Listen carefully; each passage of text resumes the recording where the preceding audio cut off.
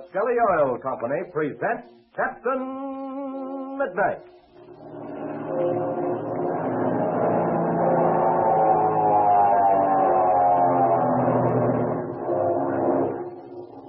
Captain Midnight, brought to you 3 times each week by the Skelly Oil Company, Skelly Jobbers and Dealers. Say, what would you think of anyone who went out skating on the ice in a bathing suit on a cold February day? Oh, I know, you'd say, well, go ahead and skate in the bathing suit if you want to, but not for me. There are better things to wear in cold weather. Isn't that right? Well, let me tell you something. The oil in your family car may be just like a bathing suit on ice. Some motorists think they can get good winter driving results from the same oil that was made to be used in summer weather. But here's why they can't. You see, all motor oils change when the temperature changes. All oils thin out when they're heated and thicken when they're cooled. But the big difference is how much they thin out when they're hot and how much they thicken when cold. When oil gets too thin, it doesn't lubricate your motor properly, and it burns up too fast.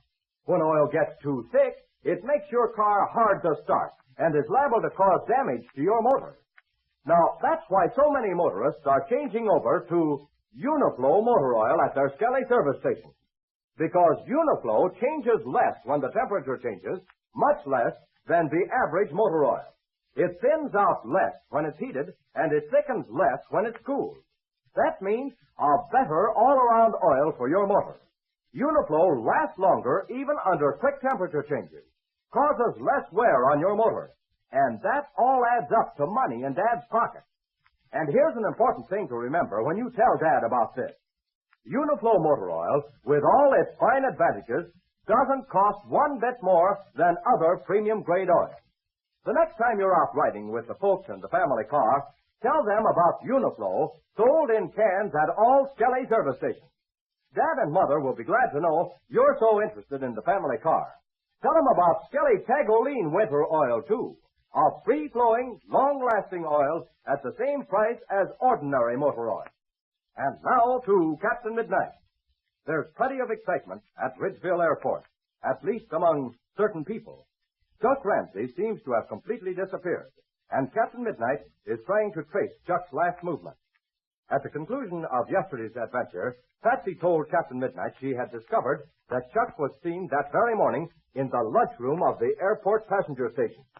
Captain Midnight hurries there at once, accompanied by Patsy and Steve Donovan and Major Steele. We now find them there, and Major Steele is speaking. Say, this lunchroom must have a manager. Let's ask him if he knows anything of Chuck. That's a good idea. The manager's a her, not a him.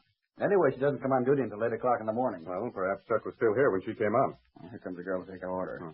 Hey, by George, this is a break. Well, how so? I know this girl well. She usually waits on me. She works early mornings and evenings. This is a break. Your order, please. Well, hello, Steve Donovan. Hello, Helen. Say, bring us some cups of coffee, will you? Oh, sure. Anything else? The pot roast is awfully good tonight. No, not now, Helen. We're going to have dinner a little later. Okay, I'll get the coffee right now. Just a second. You know a boy named Chuck Ramsey? Chuck Ramsey? Well, I'm not so sure, but I think so. Is he a kid that's been around a lot the last few days? About 17 or 18? Tall, tan-faced, reddish hair, and $1 million smile? That's Chuck, all right. And as good a description as I ever heard.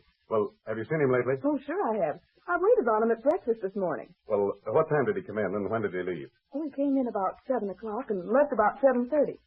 Well, tell us. You don't happen to know where he was going, do you? Oh, I'm sorry, I don't. I have no idea where they were going. What do you mean, they? Well, Chuck and the fellow who was with him. Now we are getting somewhere. Who was this other fellow, Helen? Was he one of the pilots? Oh, no, Steve, I'm sure he wasn't one of the pilots. I really don't know who he was. Had you ever seen him before? Well, I'm trying to think. I don't believe I'd seen him around here in the lunchroom, but I do think I'd seen him around the field. Well, what did he look like? But first, about how old would you say he was? Oh, about Chuck's age, I'd say. Maybe a year or two older. Mm-hmm. Would you recognize him if you saw him again? Yes, I think I would. Although I didn't take particular notice of him. Well, look, Helen, could you give us any kind of a description of him? Well, let me see. He wasn't as tall as Chuck, and I'd say he had dark hair, dark eyes, and, I just can't think of anything else. Well, thanks a lot for that much. But tell us, was there any chance that you overheard what they were talking about? Oh, I can tell you that all right. There weren't very many people eating at that time, and I couldn't help but overhear. They were talking about the same thing everybody talks about around here. I can guess what that was. Flying. You hit it on the nose, miss. Well, that doesn't help us much, though. You can't think of anything else, can you? Something they might have said which would give us an idea where they were going when they left here? No, I can't. Oh, wait a minute. Yeah? I remember when Chuck, this friend of yours, paid the bill. Did he pay the bill for both of them? Yes, he did. I see. All right, go on. Well, after this friend of yours paid the bill, they got up from the table and started for the door. And this other kid must have asked Chuck something because I heard him reply, "Why, sure, I'll be glad to." I wonder what that meant. I wish I could give you more information, but I can't. Well, that's all right. You bring us some coffee and we'll try to figure it out. Sure. I'll have it here in a second. What do you make of it, Captain Midnight? I'm trying to figure it out, Patsy. At the moment, I have no idea. All we know is that this other kid asked Chuck to do something, and Chuck agreed to it. Chuck's always thinking about flying. This girl said they were talking about flying. Probably this kid asked Chuck to take him for an airplane ride. I'll bet that's it. But that doesn't get us very far. Oh, now there's another thing I'm wondering. How did Chuck meet this kid? Oh, gosh, you know how Chuck is. He makes friends with everybody. Talks to anybody that's willing to talk to him. One thing I forgot to ask the waitress, whether Chuck and his kid came in together. Well, here she comes with the coffee now. We'll ask her. Oh, here's your Java, folks. The cream is right there on the table. Oh, thanks very much. Here's for the coffee. You can keep the change. Oh, thank you very much. Oh, wait, just one other thing I'd like to ask you. Did this other boy and Chuck come in together? No, they didn't. Chuck came in first and was sitting all alone. Yes? Then this other kid came in and sat at the next table. Somehow or other they got to talking, and your friend must have invited the other kid to come over to his table. That's just like Chuck. Oh, just one thing else. Had this other boy ordered anything before Chuck invited him over? Oh, yes, he had. A cup of coffee and a couple of donuts. Well, did he have anything else after he came over to Chuck's table? Oh, yes, he did. He had an order of ham and eggs. I guess your friend Chuck must have persuaded him to have it. Certainly very much obliged to you. Oh, that's perfectly all right. I'm glad to help you. Well, that's that. Chuck walked out of this lunchroom with the other kid, and that's all we know. I'll bet anything he took this kid up for a ride in his plane. Well, Chuck could have gone up with this kid, and when they got away from the airport, they might have had a forced landing. Engine trouble, maybe. I'll bet that's just what happened. No. There's just one objection to that. Well, what is it? Well, now, that was about 7:30 in the morning. If Chuck took this kid for a ride, and it looks like that's what he was going to do, they would have been in the air by 8 o'clock. If Chuck had a forced landing away from the field, something he couldn't fix, he would certainly have gotten to a phone and called the field for help. You're right. And he would have called the visiting ship manager, hangar. And Maxwell, the manager, would have known about it. Unless Chuck was a long distance from the airport. Then he might have called somewhere else, or maybe he landed at some other flying field. Well, knowing Chuck as I do, I think he would have called here and let somebody know where he was. Yes, you're right, Barry. That's exactly what Chuck would have done. Well, the whole thing's got me. I just don't understand it. Well, there's just one other possibility. It's a very logical one. Gosh, Captain Midnight, what is it? I don't like to think about it. But here it is. Chuck could have gotten away from the field and had a forced landing. Perhaps a crash. Maybe unable to get to a phone.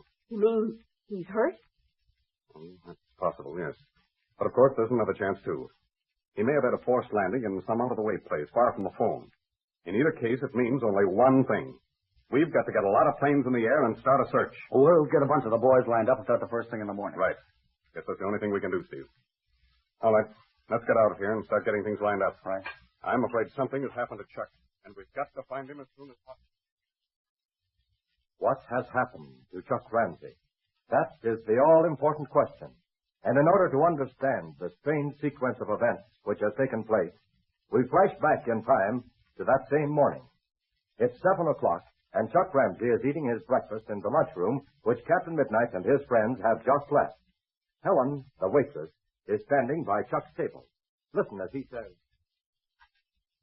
Thanks a lot, but I guess I've got everything I need. Such a swell day for flying, I want to get outside as soon as I can. Oh, it sure is a swell day, isn't it? But they're all like this down here. You must be doing publicity for Texas. Well, I've got to stick up for my home state, haven't I? Bet you have. Well, if there's anything else you want, let me know. This grapefruit's good. You know, you ought to eat grapefruit the way they do down here. Oh, gosh. Now, how's that? Well, everybody around here wears goggles, so it won't squirt in their eyes. Say, that's a swell idea. But I don't have any goggles with me. You see, I'm flying a cabin job. Gee, you must be a real pilot if you're flying a cabin job. I'm flying a cabin job, all right. But I don't happen to be a real pilot. I'm going to be one someday, though. So am I. Huh. Jiminy crickets. There's no use in your eating over there by yourself. Then you grub over here. I'm Chuck Ramsey. And I'm Frank Crane. Hey, if you wouldn't mind, I'd like to. I'd love to talk to anybody about flying. I like to talk to anybody about flying, too. Hey, what kind of a bus are you flying? It's a Moberly. One of those 4-passenger cabin jobs. A Moberly? Oh, yo, boy, that's a swell crate. Lots of speed, too. Yeah, he gets up and goes places all right. Hey, but look. You aren't just having coffee and donuts for breakfast, are you? How about some ham and eggs? Well, you see, I guess I must have left my pocketbook at home. When I got down here, I only found a dime in my pocket, so I was just going to have some coffee and donuts. Gee, that won't do at all. Oh, Helen, can I put in another order? Sure. What is it? Give us another order of ham and eggs, will you? All right. I've got an order right out now that another pilot ordered and didn't have time to wait for. I'll bring it right over. Oh, thanks a lot. Are you going to do any flying this morning? Yeah, I thought I would put in a little time. And then I'm going over to see a friend of mine. He's in the hospital. Oh, here's the ham and eggs. Oh, thanks a lot. Say, would you mind a lot if I went up with you? That is, if you're not taking anybody else along. Oh, well, sure. I'd be glad to have you go with me. Oh, say, that sure would be swell. You must be a pilot yourself, aren't you? You seem to be as nuts about flying as I am. Well, I'm not yet, but I'm going to be. Have you had any time?